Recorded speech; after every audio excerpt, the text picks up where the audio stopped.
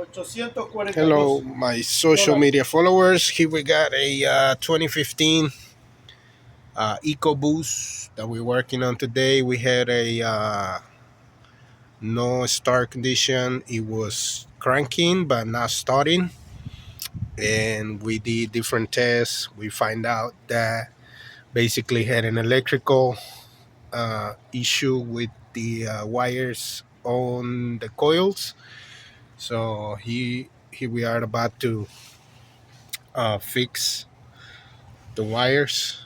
You can see how bad they were, and basically that was preventing the car from starting. So if you are looking for someone to do your electrical system on your car, find out what's wrong, you can give me a call. My number is 832-618-7291 for more information or to set up an appointment. Thanks a lot for watching. Subscribe to our channel and please share our videos. Thanks.